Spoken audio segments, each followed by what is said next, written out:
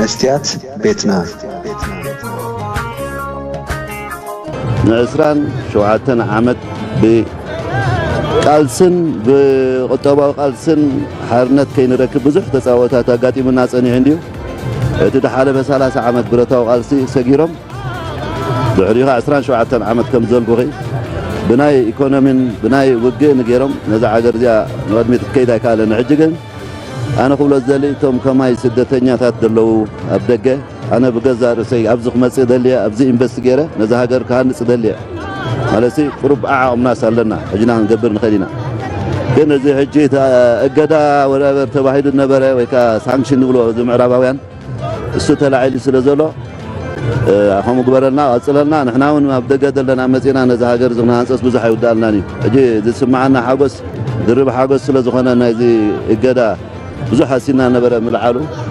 دلنا دبلوماساوي مسكبابينا زبانا نخونكا كلون ريال لنا من قصنا عبي ناي دبلوماسي موفمنت تقبراله نحن هون بناي كتابان بناي انفستمنت ايرتراويان هاجران بفلاي وساعتنا تا يكونسي ثم بدقه دلنا ايرتران انفست نقبر نخيلكا ابزع عد ببعومنا انفست نقبر እዚ ህዝብ እዚ صباح ናይ ቁጠባ ሓርነት ረኺቡ ከም ደላዩ ክንቃሳቀስ ከም ደላዩ ርሂቦ ክረክብ ይነደለ ሕጂ እዛ ዓመት እዚኣ 2026 ናይ ብሓቂ ብልስተ ሃገር ዓመት ያ ንዓና እዚ ጥራይ ዳብል ሴሌብሬሽን ወላ ሳልሳይ ሴሌብሬሽን ተወልክወሲ ናይ ቁጠባ ተላዒል ዘሎ ካፍቲ ናይ ናጽነት ንላዕሊ ኣቢዶምና ነበሩ ተላዕሉ እሱ ብጣዕሚ ይሕጉሰኒ እዚ ጋ ጽባሕ ንጎ ዓመት 3 ዓመት ኣይውዳልና ንዚ ሃገር ንኽነጽ ثانك يو ارسي قبل ذلك ما بدك لهم عرفتنا بكندا ابو اوغندا لهم ابو كل لهم سلام بحسنا صنت غورلكم غودنا حرنات كاب دغب زمصو ناي رحق سدتنياتات اراغص توديا قنيا نابጫውጫውታ ነፃነት ምኻድ ምርጫ ስለ ዝኾነ ንብሎም ይብልናን እንተኾነ ግን ዝምቡዕ ሓበሬታ በወቅዓዊት መደበር ቴሌቪዥን ክመሓላለፍ ዕድል ምርካቡ ግን ከይገረመና ኣይተረፈን እዚ ክንሰምዖ ጸናሕና ገንዘብ ኣዋህሊሉ ኣብ ኤርትራ ንኸውፍር ሃንቀው ዝብል ዘሎ ሰብኣይ ኣብ ልዕሊ ኤርትራ ዝነበረ ናይ ምዕራባውያን እገዳታት ተላዒሉ ስለ ዝኾነ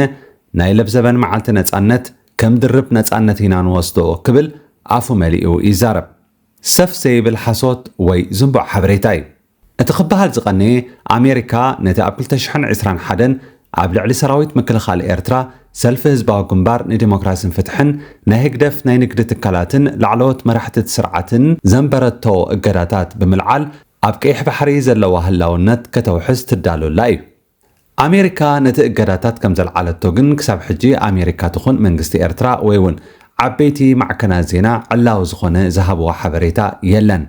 እቲ ወረ ተበራሪ እዩ ኣብ ልዕሊ ኢትዮጵያ ተነቢሩ ዝነበረ ንዕድጊ ኣጽዋራት ዝምልከት እገዳ ከም ዝተልዓለ መንግስቲ ኣሜሪካ ብወግዒ ሓቢሩ ነይሩ ሕብረት ኣውሮጳውን ኣብ ልዕሊ ኢትዮጵያ ተነቢሩ ዝጸንሐ ናይ ቪዛ እገዳ ከም ዝተልዓለ ክሕብር ቀኒ እዩ እዚ እቲ ርጉፅን ጥሉልን ሓበሬታ እዩ እገዳ ኤርትራ ተላዒሉ ዝብል ሓበሬታ ግን ፍጹም ውፁእ ሓሶትን መሰረት ዘይብሉን እዩ ኤርቲቪ ነዚ ዝምቡዕ ሓበሬታ ከም ዘለዎ ናብ ህዝቢ ምዝርግሓ ኸኣ ተሳታፊት ናይቲ ፕሮፓጋንዳ ይገብራ ተማሊ ኣብ ሜዳ መጻወቲ ኩዕሶ ኣብ እዋን ጽምብል ነፃነት እገዳ ኤርትራ ተላዒሉ ዝብል ዜና ካብ መደረ ኢሳያስ ክሰምዑ ሃንቀው ዝብሉ ዝነበሩ ሰባት ቁጽሮም ውሕድ ኣይኮነን ኢሳያስ ግን ንስርዓት ዋሽንተን ካብ ቅድሚ ሕጂ ብዝሓየለ መልክዑ እዩ ክነቕፎ ተሰሚዑ ብመደረ ኢሳያስ ዝሰንበደ ህዝቢ ኸኣ እዋ እዚ ጉዳይ ከመይ እዩ ምስ ኣሜሪካ ደኣ ኣይተዓረቕናን ዲና ክብል ንነብሱ ይሓትት ኣሎ ብሓፂሩ ኣብ ድንግርግር እዩ ዝርከብ ኣሜሪካ እገዳ ብምልዓል ረብሓታታ ከተቐድም ትኽእል እያ ወላ እውን ኣብ ቀረባ እዋን ነቲ እገዳ ከተልዕሎ ትኸውን እያ ተንተንቲ ፖለቲካ ዝግምትዎ እውን ንሱ እዩ ከይኮነን ከሎ ምስ መዓልቲ ነፃነት ኣጠዓዒምካ ንሓጎስ ክጥዕመልካ ዝምቡዕ ሓበሬታ ምቕራብ ግን ጌጋ እዩ ናይ ኢሳያስ መደረ ብጽሑፍ ናብ ኤምባሲ ኣሜሪካ ኣብ ኣስመራ ከም ዝበጽሕ ርዱእ ነገር እዩ ድሕሪ ዝመደረ ኣሜሪካ እንታይ ተሓስብ ከኣ ቀሲልና ክንሪኦ ኢና ኤርቲቪ ሓንሳብ ጥራሕ ኣይኮነትን ነቲ ሓሶት ኣቕሪባቶ ሓንቲ ካልእ ኣደ እውን ነቲ ተባሪሩ ዝመፀን ሓበሬታ ክደግምኦ ተሰሚዐን እየን ثلاث ዓመት ዘሕለፍናዮ ኩሉ ሽግርን መከራን ተሰሚዕና እገዳል ተለቢስና ብዛዕ ነትሓብሸቶም መኣኽ ዘለለና ምክልኻል ሃገር ናይ ተቐዲሙ ዝተዛረበ ሰብኣይ ሓሳብ ኣብ ገሊኡ ኣውንታዊ ዝበሃል ትምኒት ኣለዎ። ንኣብነት ሕጂ እገዳ ስለ ዝተላዕለ ናብዚ ሃገር ተመሊስና ንኤርትራ ንምህናፅ ብዙሕ ኣይክወስደልናን እዩ ዝበሎ ጽቡቕ ትምኒት እዩ። ኮይኑ ግን ቀዳማይ እገዳ ኣይተላዕለን፣ ካልኣይ እገዳ እውን እንተተላዕለ ናይ ህግደፍ ናይ ቁጠባ ፖሊሲ ንዝኾነ ኤርትራዊ ብውልቁ ኣብ ሃገሩ ኣውፊሩ ሃብቲ ንምድላብ ዝሕግዝ ፖሊሲ ኣይኮነን። ስለዚ እገዳ ተላዒሉ ኣይተላዒሉ ትርጉም የብሉን፣ ኩሉ ወየ እዩ። እዚ ዘረባ እዚ ንስርዓት ህግደፍ ዘይፈልጦ ሰብ ጥራሕ ክዛረቦ ዝኽእል ዘረባ እዩ። እገዳታት ኣሜሪካ ኣብ 2021 እዮም መፅኦም። እቲ ኣቐዲሙ ውድብ ሕቡራት ሃገራት ኣብ 2009 ዘንበሮ እገዳ ብዕለት 14 ሕዳር 2018 ተላዒሉ እዩ። እዚ እገዳ ምስ ተላዕለ ክሳብ ስርዓት ህግደፍ ኣብ ኩናት ትግራይ ኢዱ ዘእቱ እገዳ ኣይነበረናን። ዝተረኣየ ቁጠባዊ ይኹን ካልእ ምምሕያሻት ግን ኣይነበረን። እቲ ህይወት ከም ዝነበሮ ይቐፂሉ። ናይ 2009 እገዳ ሕቡራት ሃገራት ዝተላዕለሉ ቀንዲ ምኽንያት ኣብ 2018 ኣብ መንጎ ኤርትራን ኢትዮጵያን ታሪኻዊ ናይ ሰላም ስምምዕ ስለ ዝተፈረመ ኤርትራ ምስ ጎረባብታ ከም ሶማልያን ጅቡትን ዝነበራ ዝምድናታት ንምምሕያሽ ዘርኣየቶ ምንቅስቓስ እቲ ኤርትራ ንዕጡቓት ጉጅለታት ከም ኣልሸባብ ትሕግዝ እያ ተባሂሉ ዝቐርብ ዝነበረ ክሲ ዘእምን መርትዖታት ብምስኣን እዩ። እዚ ናይ ኣሜሪካ ናይ 2021 እገዳታት ክለዓል እዩ ዝበሃል ዘሎ ከዓ ኣሜሪካ ንረብሓታታ ክትብል ትገብሮ ዘላ ስጉምቲ እዩ። ኣንፈቱ ናብ ምልዓል ገፂ እዩ ዝኸይድ ዘሎ እምበር ክሳብ ሕጂ ግን ኣይተላዕለን። ናይ ቤላቤለው ሓበሬታ ኣብ ወቅዓዊ ቴሌቭዥን ከም ጽጹይ ሓበሬታ ክቐርብ ምርኣይ ግን ይገርም እዩ። ህዝቢ ብሰንኪ ሕፅረት ሓበሬታ ይሳቐ ስለ ዘሎ ዝበልናዮ ከኣምነና እዩ ዝብል ኣተሓሳስባ ዘለዎ ስርዓት እዚ ዘመን 21 ክፍለ ዘመን ከም ዝኾነ ዝዘንጋዕ ይመስል። ስለዚ ብፍላይ ኣብ ደገ ዘሎ ህዝቢ እቲ እገዳ ከም ዘይተላዕለ ኣጸቢቑ ስለ ዝፈልጥ ይኽዕበኩም ኣሎ ክንብለኩም ንደሊ። ብዝኾነ እቲ ናይ ነፃነት ጫውጫውታ ተዛዚሙ ናብራ ቀደምና ተጀሚሩ ኣሎ። ኣብ መዓልቲ ነፃነትና ፍትሒ ንማዱሮ ንኩባ፣ ቬኔዙዌላ፣ ካናዳ፣ ግሪንላንድን ኢራንን ኢልና ኣለና። ብዕዳ ኣሜሪካ ከዓ ኣመና ተሸቒልና ከም ዘለና ንዓለም ሓቢርና ኣለና። ንኸባቢ 28 ዓመታት ወያነ ዝበሃል ኣብ ርእስና ሓዲሩ ዝነበረ ጋኔን ተኣሊልና። ወያነ ባዕሉ እወ